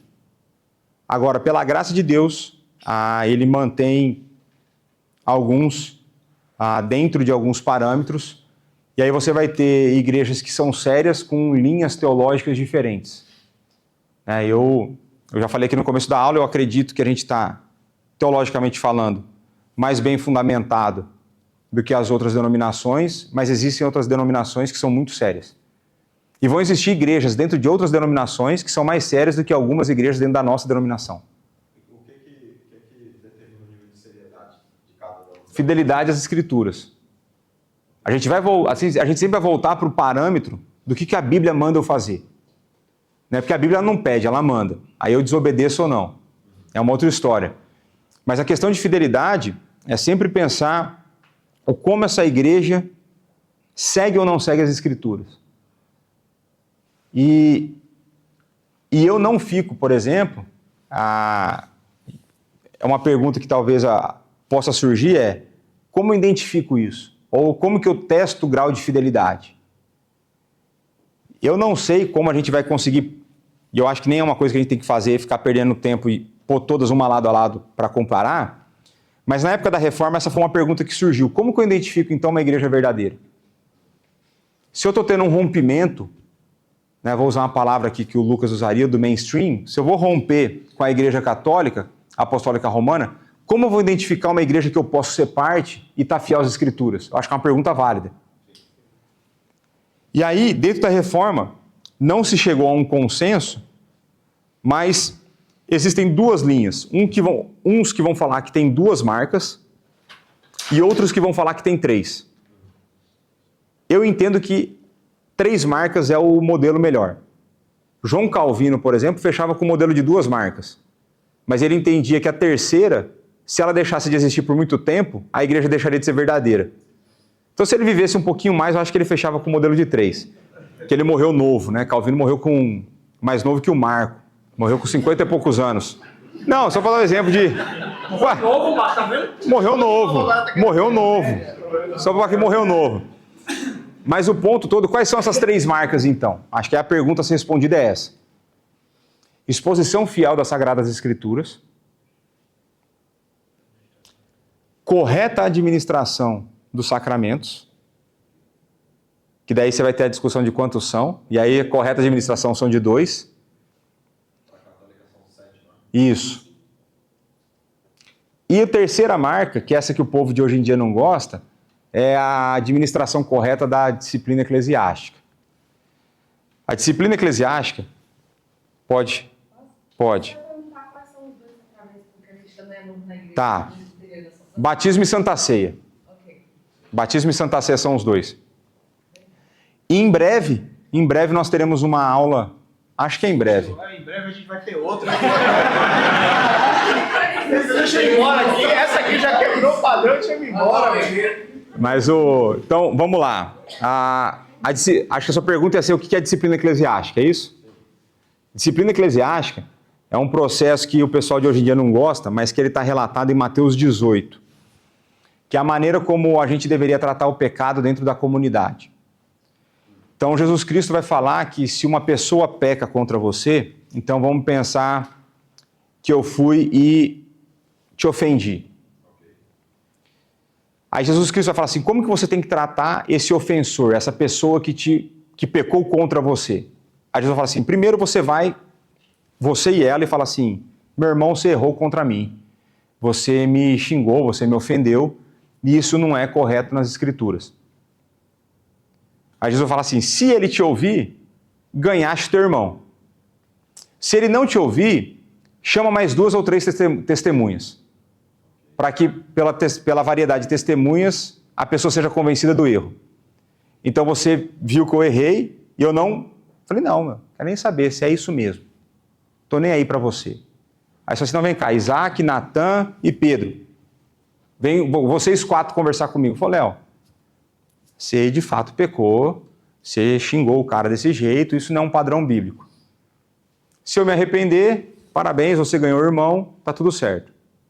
Aí Jesus vai falar assim, mas se ele não se arrepender, você tem que apresentar o caso para a igreja. Então você vai escrever uma carta para o conselho da igreja, relatando que você foi ofendido pela minha pessoa e que você tem testemunhas disso. E aí Jesus vai falar que se o conselho se a igreja vai e confronta a pessoa e a pessoa não se arrepende do pecado, Jesus Cristo fala para tratar essa pessoa como gentil e publicana, ou seja, para excomungar essa pessoa da igreja.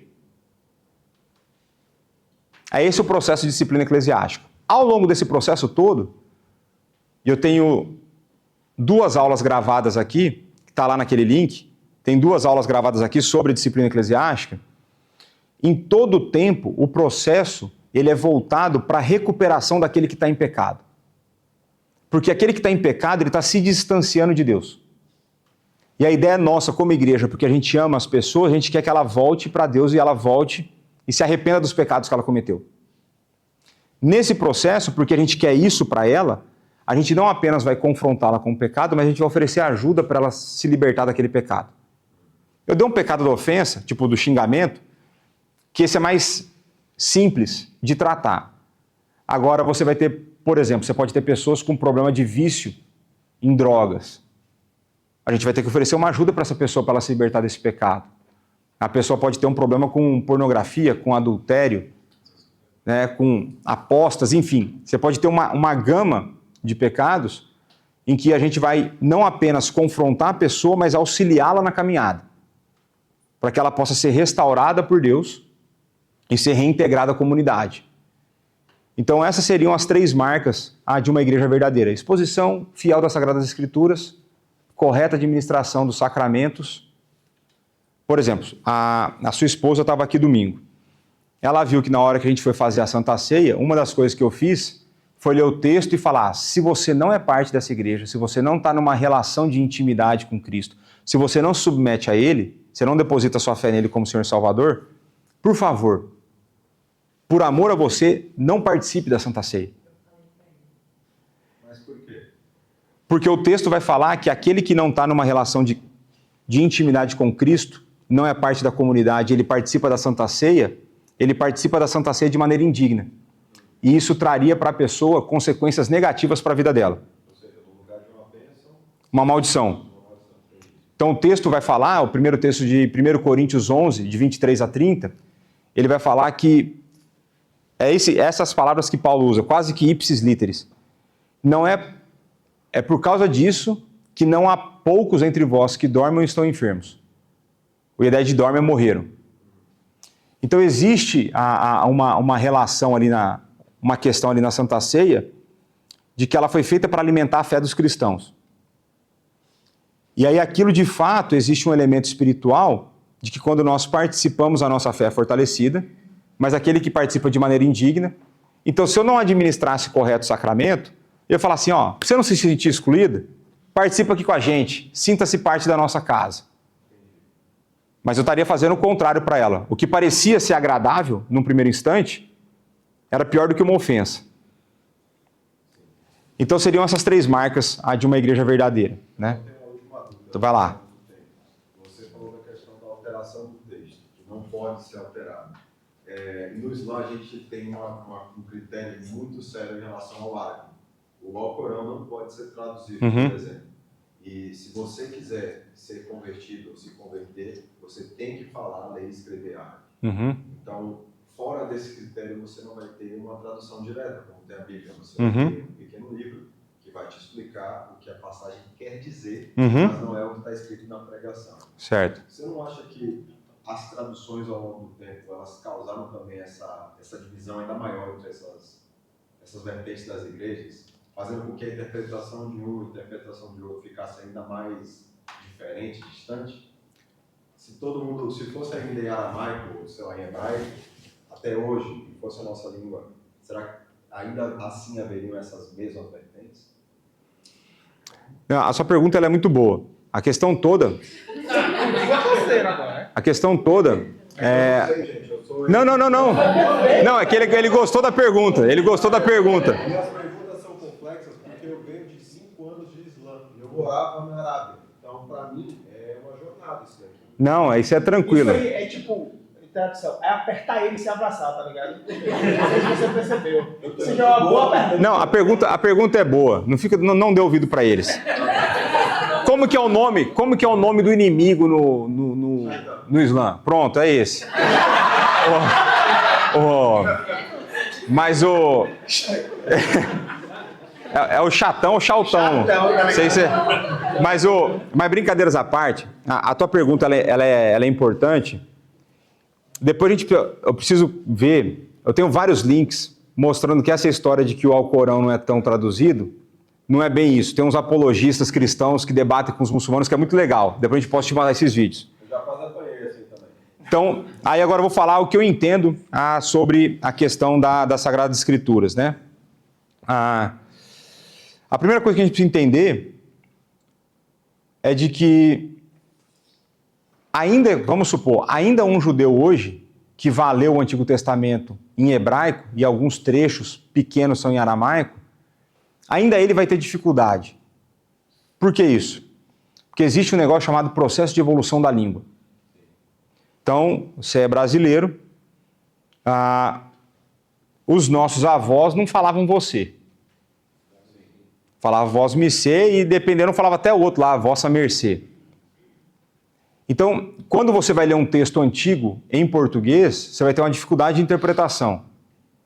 Porque ela é e ao mesmo tempo ela não é a sua língua. Um exemplo disso é quando você chega aqui e você é impactado com a realidade que você não fala português, você fala brasileiro. Né? A gente tem a brincadeira aqui com o presbítero português que ele, antes do pastor chegar, ele falava que o povo falava brasileiro. Agora comigo ele fala que eu falo português, está tudo certo. Te amo, Rui. Então, existe essa questão da dificuldade de evolução da língua, isso é uma coisa. A questão da tradução, ela é uma coisa importante, ela pode gerar essa divisão que você falou, mas dentro da igreja reformada, a gente tem um lema que é a igreja reformada sempre reformando. O que isso significa?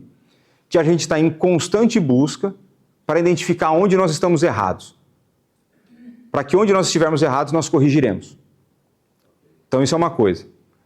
Agora, existe uma questão muito importante de que existe uma autoridade derivativa que, quando você faz um processo de tradução, a palavra continua sendo eficaz. Ainda que ela possa conter algumas má interpretações ou incorreções, ou de fato erros de tradução. Contudo, a gente pode pensar que se não fosse a tradução, as pessoas não teriam acesso. Então, o que seria mais fácil, por exemplo? Eu traduzir a Bíblia para o português e dar acesso às Escrituras para 300 milhões de pessoas, ou eu fazer 300 milhões de pessoas aprenderem hebraico, aramaico e grego. Que eu já fiz uns 4 anos dos dois e não sei muita coisa. Tanto do hebraico quanto do grego. Eu sei o suficiente para tentar não ser enganado. Então existe esse ponto. Existe um ponto que ele é característico do cristianismo, que é, existe um Deus gracioso que me salva apesar dos meus pecados. E mesmo depois que eu fui salvo apesar dos meus pecados, é Ele que vem ao meu encontro para me salvar. E ainda que depois que Ele me salvou, eu vou continuar a fazer o quê? A cometer pecados. Porque ainda que eu não queira, em vários momentos eu vou cometer pecado. Então, vou dar um exemplo de um pecado bem besta, para eu não me comprometer muito na frente das pessoas e na gravação. Exceder velocidade no trânsito. Dentro do cristianismo isso é um pecado. Porque existem leis estabelecidas pelos homens e que ela deve ser obedecida porque os homens, que foram as autoridades instituídas por Deus para definir essas leis, colocaram lá. Então, eu vou embora na circunvalação, é uma luta ficar nos 50 por hora ali. Porque normalmente eu vou embora à tarde e ali está livre. Mas eu me esforço. Mas às vezes eu peco por pouco. Eu estou a 60. Mas é pecado. Mas é pecado. Mas o ponto todo é para mostrar que existe um Deus gracioso que, apesar de todos os meus pecados e da minha insistência em pecar, mesmo depois dele ter me salvado, ele vai me salvar. Porque não é pelos meus méritos, é pelos méritos daquele que morreu na cruz. É porque Deus mandou o seu Filho para encarnar, viver uma vida de obediência no meu lugar. Ir para a cruz para morrer pelos meus pecados. E porque ele ressuscita, ele vai para os céus, ele está sentado à destra de Deus, reinando soberanamente, e porque ele fez essa obra, ele não vai me largar. Ainda que muitas vezes eu seja como aquela criança brigando com o pai, querendo se afastar dele, ele me puxa. E aí, porque existe esse Deus gracioso, ainda que existam erros de tradução, que são poucos e não muitos, ainda que existam esses pequenos erros, a palavra dele alcança as pessoas. Porque nos acertos, ele fala. E assim ele salva as pessoas. Então, eu entendo que existe um papel das línguas que podem, da tradução, que podem ter gerado essas diferenças. Vou dar um exemplo clássico que acontece no Brasil e já vou queimar um dos exemplos que eu daria numa pregação minha futura. Tem um texto usado no livro do profeta Malaquias, capítulo 3, depois eu te dou a pergunta. Malaquias, capítulo 3, que os pastores no Brasil usam para extorquir o dinheiro das pessoas. Então ele vai falar que se você não der o dízimo, se você não levar o dinheiro para a casa de Deus, ele vai falar que o devorador vai te atacar. Então esses pastores vão falar que esse devorador é um tipo de demônio, um tipo de Satã, que vai atacar as pessoas porque elas não estão dando as suas ofertas dentro da igreja. E está lá devorador, em algumas traduções em português. Aí eu fui traduzir o texto. A palavra que está lá é gafanhoto. Que era o gafanhoto devorador, que era o gafanhoto que destruía, porque qual que era a questão toda? Era que o gafanhoto era enviado para atacar as plantações, e aí ele perdia o sustento dele. Mas porque era o gafanhoto devorador, alguém traduziu por devorador. Mas no fim da história, eu sei que o uso é indevido, mas no fim da história o sentido não seria esse? Não necessariamente. E porque ali está falando direto com os líderes da igreja. Então você vai ver que eu discordo do uso que eles dão do texto, inclusive para justificar o dízimo. Mas é uma exposição que virá qualquer dia desses. Então, ao mesmo tempo que possa ter esse tipo de erro, as verdades essenciais do Evangelho estão sendo transmitidas. Então, existe um núcleo de verdades bíblicas que, se nós cremos, é possível que eu entenda que você é uma pessoa salva, mas que você entenda algumas coisas diferentes de mim. Mas tem um núcleo que a gente não abre mão. Então é a divindade e a humanidade de Cristo, concepção virginal de Cristo, a palavra, a Bíblia sendo a palavra de Deus, a Trindade, enfim. Mas a gente pode conversar mais sobre isso. Mas é uma pergunta interessante. Você talvez até me estimulou a dar uma aula que eu nunca imaginei que eu fosse querer dar aqui, que eu tive um professor meu no mestrado, em que ele dá uma aula só explicando a importância das traduções e a maneira como isso, por conta da inspiração da palavra, isso é uma técnica válida e que ajuda a salvar pessoas. Que é usada para salvar pessoas, né, nesse sentido. Mas talvez até, ou então a gente pode conversar qualquer dia sobre essa aula, que é bem interessante. Sofia. Então, a minha dúvida também, por ser presbítero, que você falou que Deus, ele perdoa, né, a gente. Aí a minha dúvida é a seguinte, vocês acreditam que a gente tem que ter também as boas obras? Ou se a pessoa, ela acredita em Jesus como salvação, acredita nas coisas, mas ela não está fazendo boas obras? Ou pelo menos não está fazendo praticamente nenhuma? Provavelmente não fazendo nenhuma. Ela também é salva? Ou ela teria que ter a boa obra? A tua pergunta é boa. A questão toda é que a Bíblia vai falar que o fazer boas obras é um sinal de que a pessoa foi salva. Então ela não faz as boas obras para conquistar, mas porque ela foi salva, ela faz boas obras. Então as boas obras, elas são necessárias no sentido de que elas são evidência de que você foi transformado pelo Espírito Santo. Inclusive a gente vai ter um capítulo na confissão de fé da nossa igreja, que é das boas obras, que se não me engano foi o Roberto que ensinou. Tô lembrando certo, chefe? Tô bem atribuído das aulas, hein, meu? Então, Efésios 2, vamos abrir Efésios 2, todo mundo aí.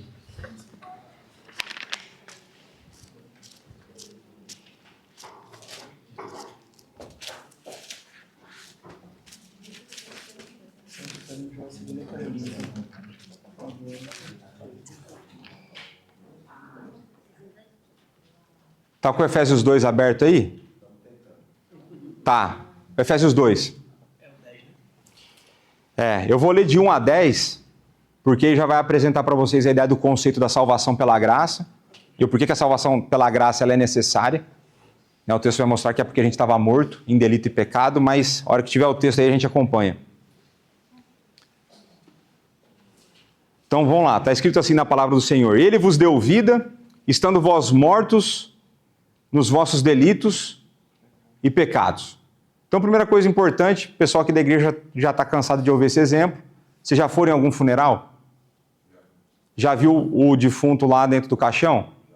Em quantos dos funerais que você foi, você viu um defunto fazendo massagem cardíaca nele mesmo para ele voltar à vida? Nenhum. Porque se você visse, você estaria correndo. E o texto então nos mostra que nós estávamos mortos. E o morto faz bem o quê? Ficar morto, né? Então, a ação de receber a vida é algo externo, é algo que não vem de nós. Então, por isso que a gente fala da salvação pela graça. Mas vamos avançar. Nos quais andaste outrora, segundo o curso deste mundo, segundo o príncipe da potestade do ar, do espírito que agora atua nos filhos da desobediência, entre os quais também todos nós andamos outrora, segundo as inclinações da nossa carne, fazendo a vontade da carne e dos pensamentos, e éramos, por natureza, filhos da ira, como também os demais. Mas Deus, sendo rico em misericórdia, por causa do grande amor com que nos amou, e estando nós mortos em nossos delitos e pecados, nos nossos delitos, nos deu vida juntamente com Cristo, pela graça sois salvos. E juntamente com Ele nos ressuscitou e nos fez assentar nos lugares celestiais em Cristo Jesus, para mostrar nos séculos vindouros a suprema riqueza da sua graça em bondade para conosco, em Cristo Jesus. Porque, pela graça sois salvos, mediante a fé. Isso não vem de vós, é dom de Deus, não de obras, para que ninguém se glorie. Presta atenção no 10. Pois somos feitura dele, criados em Cristo Jesus para boas obras, as quais Deus de antemão preparou para que andássemos nelas. Então, para a ideia de finalidade. Então, nós somos feitura de Deus, criados em Cristo para fazermos boas obras. Mas a nossa salvação foi pela graça. Vai lá. Obrigada. Ou a segunda que eu mandei bem hoje. Teve a do Ricardo e agora essa. Chego lá um dia. Eu queria saber o seguinte, então a pessoa, para ela, por exemplo, você vai me batizar. Eu tenho que me batizar em que ponto? Porque, por exemplo, se eu vou começar a fazer uma obra depois, né, que eu já tenho Jesus e tal, então eu teria que me batizar antes, ou eu posso me batizar depois que eu já estiver na igreja e começar a fazer uma obra? Tá, vamos lá. O que é o batismo, então? Além de ser um sacramento, ele é um símbolo. Por exemplo, você está na fase adulta, né? No seu caso, ele vai ser um símbolo público daquilo que você diz crer. Porque você vai fazer duas coisas no batismo. Você professaria a sua fé. Então, basicamente, eu diria que para você ser batizada, você precisaria ter uma fé genuína. Essa fé genuína, é difícil Deus sondar o seu coração, mas a gente, como conselho da igreja, a gente pode te fazer perguntas, e por essas perguntas a gente vê se você acredita naquele núcleo que a gente falou. Na nossa igreja, a gente tem a praxe de, além disso, ter um curso muito rápido, um curso de 6 a 8 semanas, para que a gente receba as pessoas como membro da igreja ou sejam batizadas. Mas a questão toda é que isso não é o momento que acontece a nossa conversão. Na fase adulta, é um sinal consciente de que eu já tomei uma decisão anterior. Então a ideia é que eu só serei batizado se eu já tiver sido salvo. E se eu já fui salvo, o que eu já estou a fazer? Boas obras. Gente, então é o seguinte. A gente parou nesse slide, parece que falta só mais 15. Estou brincando, é mais uns 10 só mesmo. Vamos ver aqui. Não, é isso mesmo, mas com esse aqui são 11, mas como eu já expliquei, são só mais 10, vai ficar para a semana que vem, capotou a aula. Mas eu creio que a gente teve perguntas muito produtivas hoje, acho que coisas bastante válidas. E a minha ideia, né, isso aqui eu acho que é para a gente fechar um acordo muito interessante. A minha ideia com esse curso é que a gente possa ter a liberdade de poder fazer perguntas. Porque eu não quero... Eu vou dar um exemplo de outro curso que vocês não sabem qual que eu dou, que é EBD, de que eu venho semana após semana e pergunto se vocês lembram da semana passada e vocês não lembram. Ou vocês não, ou as outras pessoas que participaram. Eu não participei. Você não participou. Mas por isso você está fazendo as perguntas que você fez hoje. Não, brincadeira. Brincadeira. Se tivesse vindo. Né? Mas não era o chatão, né?